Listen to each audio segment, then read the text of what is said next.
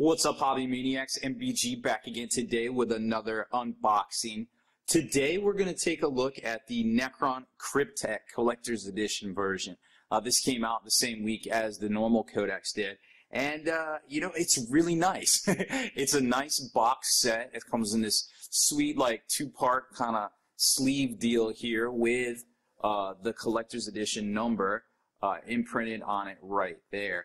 So that's pretty cool to see. I mean, after GW seemed like they took a lot of flack for the Blood Angels one, and this one is definitely way better than most versions out there. I mean, the Harlequin one's good, this one's good, and man, it is, I'm really stoked to see this. I mean, it's this bright green, like, amazing looking cover. It's a glossy, it's got this UV embossed coat, and then it just dull back like that, and it's got a sweet little bookmark kind of spot here. Now, when we take a look at it, it's not super different from the normal Necron book, Codex rather. What I did notice is it always seems like they do a different like kind of border. Now this doesn't have like the gold foil pages or anything that we've seen in the past, but it's still very nice.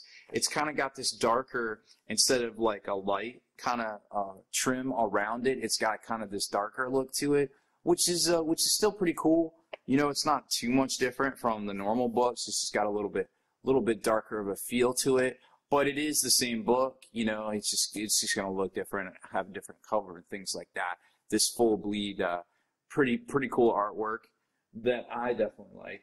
And then we get to the bonus material, the bonus round, so to speak, bonus, where you got the Cryptek, and I guess that's why they call it the Cryptek version, because he's kind of like guarding the goodies here. So you've got this nice little poster, which is double-sided, and we'll get to that in a second. And then we got all the data sheets for the book. These really nice brushed metal coins that serve as both objective markers, and I guess you could flip them for like turns or something like that too. So for missions where you don't know which one's going to be on the back, you got that, and then for the missions where it doesn't really matter, like some of the Maelstrom stuff, I guess you could do it that way too. So it's a nice little like kind of foam tray kind of feel to it. It's all very nicely done. I think this thing goes for about $200 or $150 maybe. So for the money, you know, if you're spending $50 on the book, you want something a little different, something to show your support for the Necrons because it's your thing, then this might be for you.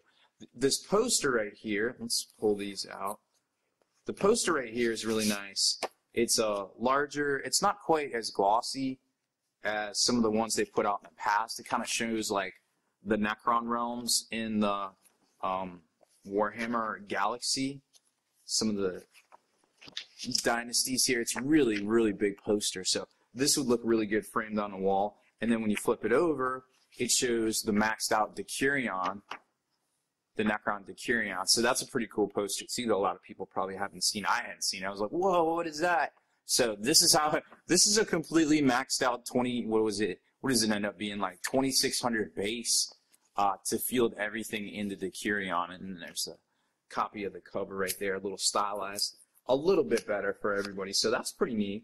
I definitely like posters. It seems like there needs to be more posters and T-shirts out there for the hobby in general. I mean, hey, if Games Workshop's looking for a new product to sell, because it definitely seemed to be no loss at producing books, maybe make some T-shirts. I know I would buy a ton of T-shirts. Give me some Iron Warriors jams, and not just that stuff they sell at Forge World, which I had to actually make a big decision when I was at Adepticon.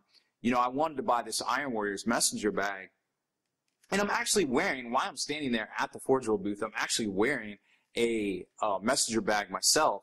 It's got a steel plate, like Imperial Aquila on it. It's really nicely done, and, you know, I didn't even think about it, but man, I bought that back in, like, the late 90s from the GW Battle Bunker. That thing is literally almost 15 years old, and it's, you know, it's just starting to show some signs of wear. So I was like, man, I don't really need to be spending $75 on a, you know, on a brand new messenger bag when I have this one, and it's so, you know, so people were like looking at it and they're like, dude, that's dope, where'd you get that from? And I'm like, well, I don't think you can buy these anymore, but I got it at the GW Bunker like 15 years ago, so that was kind of cool to see. But I would definitely buy a ton of T-shirts and some hats probably. These are the data sheets that come. It's just basically like the mini version, like if you get the mini versions of the Codex, it's basically that on a little bit thicker cardstock. It's slightly glossy. It's got like a semi-gloss feel to it. And, you know, I mean, you could get these binded, or you could just, you know, kind of pull them out and play with them. I would have loved to see something like this, like for Apocalypse. Like my Apocalypse ones weren't that great. They weren't quite as thick or as semi-glossy. They were more like little sheets of paper. So they're a little bit more difficult to use, but these are pretty neat, you know, and I definitely think a lot of people out there play Necrons and will play Necrons because it doesn't seem like they're a bad army in general to play. We saw 2 of them in the top 32 at Adepticon over the weekend, so that was pretty cool to see, I think, you know, like just the army came out so quick. Didn't see any Harlequins, really, to tell you the truth. I don't even remember seeing a Harlequin army, much less, you know, anything in the top 32. But as far as Necrons go, they definitely almost seemed like they made an immediate splash. So that was the little collector's part of it. And then once you kind of take this part here and put it with the Codex, you can seal it back up inside of its little collector hard cardboard slipcase. So pretty neat artwork, you know.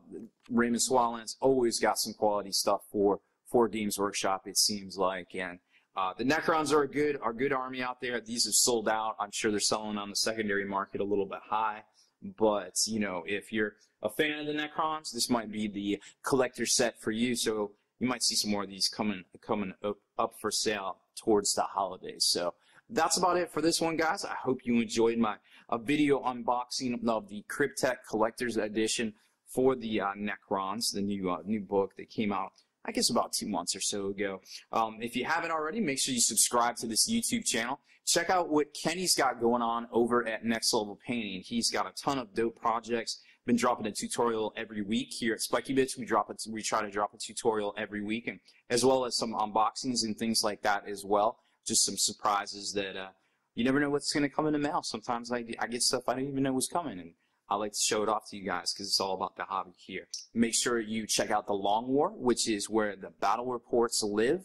We have a ton of good stuff going on in there. There will be exclusive content from both Next Level Painting and Spiky Bits on that channel here shortly as well. So lots of good stuff going on. Definitely a lot of good things for the hobby. Please make sure you try to hobby. Work them paint muscles out at least 30 minutes a day so we can all start bringing the hobby back together.